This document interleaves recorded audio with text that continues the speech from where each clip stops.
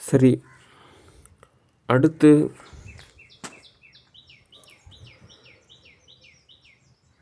அட்டவணை தகவல். அதாவது இனிமேல் நான் லாஸ்ட் ஸ்டூடியோவில் நடிக்க போகிறதில்ல, நான் டைரக்ஷன் தான் செய்ய போகிறேன். ஓகே. அதே சமயத்தில் எனக்கு ஆங்கிலம் ஓரளவு தெரியும். இருந்தாலும் தமிழ் மொழியில் தான் நான் படித்ததுனால என்னுடைய கதை திரைக்கதை எல்லாமே தமிழில் தான் எழுதுவேன். ஏன்னா மற்ற ஸ்டூடியோவுக்குமே நான் தமிழில் முதல்ல எழுதி அதுக்கப்புறம் வேறு ஒரு லாங்குவேஜில் ட்ரான்ஸ்லேஷன் செஞ்சு அதுக்கப்புறம் எப்படி ஒரு பதமோ அந்த வகையில் தான் நான் மூவி எடுக்க போகிறேன். ஓகே. அதனால் தமிழ் ஸ்டூடியோவில் பொறுத்த வரைக்கும் நான் நடிக்க மாட்டேன். ஓகே. ஆல்ரெடி நான் நடித்த மூவிஸ் மட்டும் ஓரளவு தோது பார்த்துக்குவேன். ஓகே. மேற்கொண்டு நான் இனிமேல் நடிக்க போகிறதில்ல. ஆனாலும் இந்த மாதிரி நான் தமிழ் பேசுகிறதுக்கும் எழுதுறதுக்கும் எனக்கு முழு உரிமை இருக்குது. ஓகே. அதே மாதிரி இந்த யூடியூப் சேனலில் சில தமிழ் பாடல்களை நான் எடிட் செஞ்சு அப்லோட் செய்வேன். அதுக்குமே எனக்கு ஒரு உரிமை இருக்குது. ஓகே. அடுத்து இந்த லாஸ்ட் ஸ்டூடியோவில் இயங்கக்கூடிய இயக்குநர்களாகட்டும், ஆர்டிஸ்ட் ஆகட்டும், அது என்னுடைய ஸ்டூடியோ தான். அதனால் தேவைப்படக்கூடிய நபர்கள் எல்லாருமே மற்ற ஸ்டூடியோவில் நான் பயன்படுத்திக்குவேன். ஓகே. ஏன்னா நமக்கு எங்கே தோதாக இருக்கோ அங்கே போய் வேலை செஞ்சால் தான் நமக்கு தோதாக இருக்கும். அடுத்து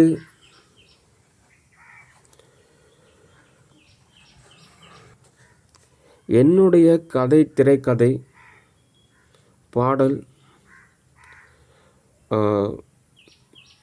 தலைப்பு யாரும் அவ்வளோவா பயன்படுத்த வேண்டாம்.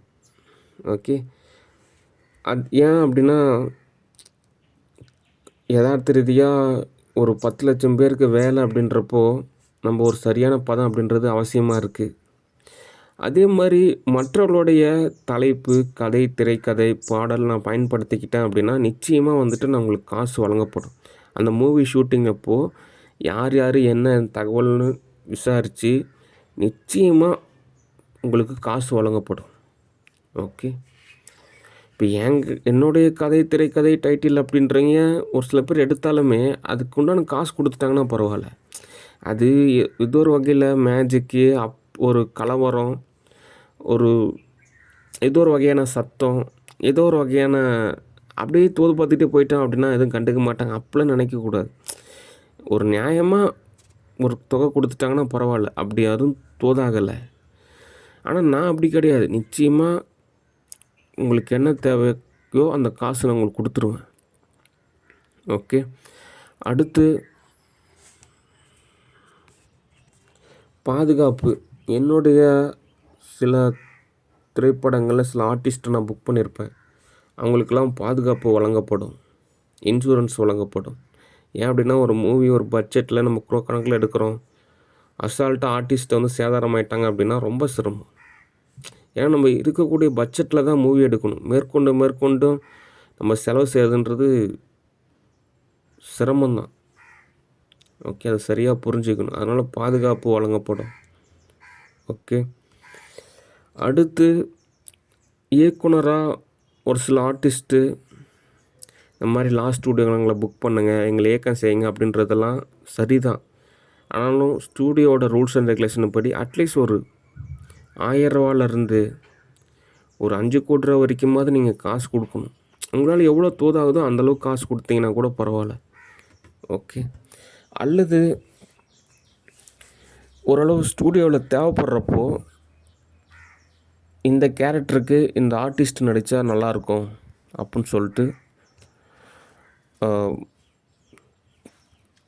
அந்த திரைப்படம் துறை சார்ந்த நபர்களால் அழைக்கப்படுவாங்க. அதனால் அவசரப்படாதீங்க. ஓகே. உங்களுக்கு ஒரு நடிக்கணும்னு விருப்பம் இருக்குது அப்படின்றப்போ ஏதோ ஓரளவு தொகை நிச்சயமாக அந்த தொகை திரும்ப வழங்கப்படும். ஓகே. அடுத்து ஸ்டூடியோ பிஸ்னஸ் லிஸ்ட்டில் 100% என்னுடைய நிர்வாகவியல் தான். ஒரு தெரிஞ்ச நபர் ஏன் வேலைக்கு சேர்த்துறான் அப்படின்னா அவங்க வந்து அக்கௌண்ட்ஸில் வந்து எரர் ஏற்படுத்த மாட்டாங்க, ஓரளவு கரெக்டாக கவனிச்சுக்குவாங்க அப்படின்னு தான். ஓகே. மற்றபடி எங்கிட்ட வேலை செய்யுங்க, உங்களுக்கு மந்த்தான சம்பளம், போனஸ், உங்களுக்கு தேவையான பெனிஃபிட்ஸ் கிடைக்கும். அந்த அக்கௌண்ட்ஸ் வந்து ஒரு பாதுகாப்பு. அது இப்போ உங்களுக்கு புரியாது. ஒரு நிலைக்கு மேலே ஸ்டூடியோ வந்து காப்பாற்றுற மாதிரியான ஒரு நிலை. ஏன் அப்படின்னா, இப்போது ஏவிஎம் ஸ்டூடியோலாம் அப்போ இருந்தது. இப்போலாம் அவ்வளோ கிடையாது. நிறையா ஸ்டூடியோ மாறிடுச்சு. ஏன் மாடர்ன் தியேட்டர்லாம் பயங்கரமான ஒரு தயாரிப்பு நிறுவனமாக இருந்தது. ஆனால் இப்போது அப்படி கிடையாது. இந்த மாதிரி நிறையா தயாரிப்பு நிறுவனம் ஆரம்பத்தில் இருந்தாங்க. அதுக்கப்புறம் மாறுதல் ஏற்பட்டுருச்சு. அதனால் இந்த லா ஸ்டூடியோ அப்படின்றது ஒரு நிரந்தரமான ஒரு ஸ்டூடியோவாக இருக்கணுன்றதுக்காக தான் நிறையா தொழில் அமைப்பை நம்ம உருவாக்குறோம். அது இல்லாமல் இந்த லா ஸ்டூடியோ சார்பாக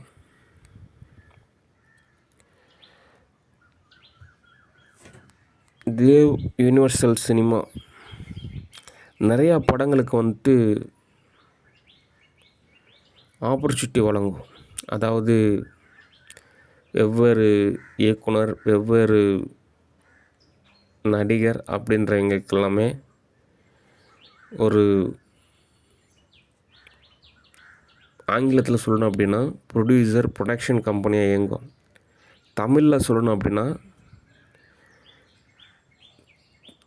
தயாரிப்பு நிறுவனமாக இயங்கும்.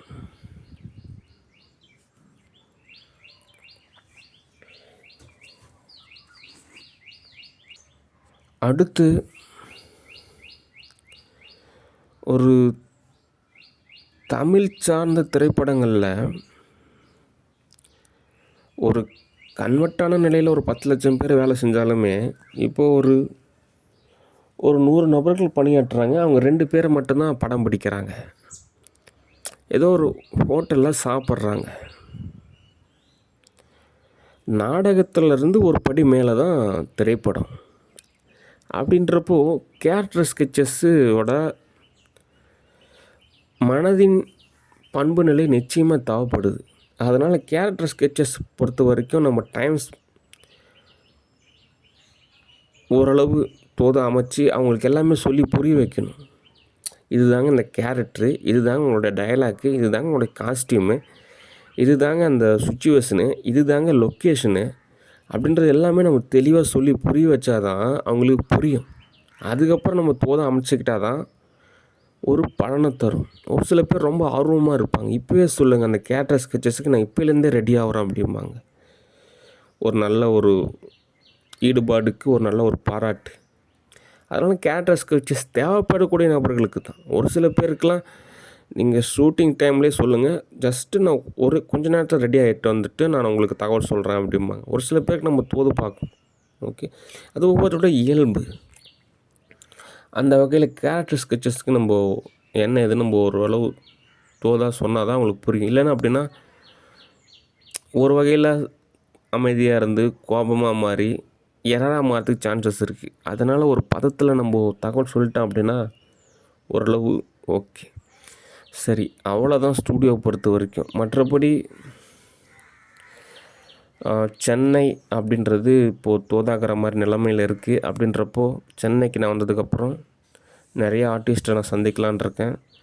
நிறையா பேரை நான் நடிக்க வைக்கலான் இருக்கேன். நிறையா பேருக்கு ஓரளவு வாழ்வியல் மேம்பாட்டுக்கான நிதிநிலை வழங்கப்படும். அது ஒரு தொழில் தான். சினிமா அப்படின்றது ஒரு தொழில் தான். ஓகே, இப்போ உள்ள காலகட்டங்களில் அதனால் உங்களுக்கு தேவையான வாழ்வியலுக்கு தேவையான உங்களுக்கு தொகை வழங்கப்படும்.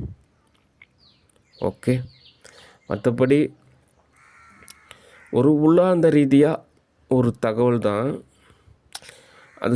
கூடிய விரைவில் ஸ்டூடியோட ஆஃபீஸ் அட்ரஸ்லாம் நான் சொல்லிடுறேன். நீங்கள் உங்களுக்கு எதாவது தோணுச்சு அப்படின்னா லெட்டர் எழுதலாம். அந்த லெட்டரை படித்து பார்த்தோன்னா எனக்கு புரிஞ்சிடும். அதுக்கப்புறம் நான் அதை ஓகே நான் செயல்படுத்து. ஏன்னா நீங்கள் மனசுலேயே நினச்சிட்டு இருந்தீங்கன்னா எனக்கு எப்படி புரியும்? அதை நானாக கண்டுபிடிக்கிறது எனக்கு ரொம்ப சிரமமாக இருக்குது. ஓகே, ஏன்னா எங்கெங்கே ஏதோ வகையில் பார்த்து தான் நீங்கள் என்ன சொல்ல வரீங்க அப்படின்றது புரிகிற மாதிரி இருக்குது. அதுவே நீங்கள் ஒரு லெட்டர் எழுதுனீங்க அப்படின்னா நான் படித்து புரிஞ்சுக்குவேன். ஓகே, அதனால நான் ஒரு உளவியல் ரீதியான ஒரு தகவல் தான் சொல்கிறேன். ஓகே, ஏன்னா கடிதம் எழுதுறதுன்றது ஒரு நாகரிகம் தான். ஓகே, ஓரளவு படிச்சிருந்தீங்கன்னா புரியும். ஓகே, சரி. ஸ்டூடியோ பொறுத்த வரைக்கும் நான் உங்களுக்கு எல்லா தகவலுமே விளக்கமாக சொல்லிட்டேன். ஓகே, அதனால் டோன்ட் மிஸ் அண்டர்ஸ்டாண்டிங். இனிமேல் நான் மவுண்டன் ஸ்டூடியோ ஓரளவு தோது பார்க்கலான்னு இருக்கேன். மற்ற ஸ்டூடியோவை நான் ஓரளவு தோது பார்க்கலான்னு இருக்கேன். ஓகே.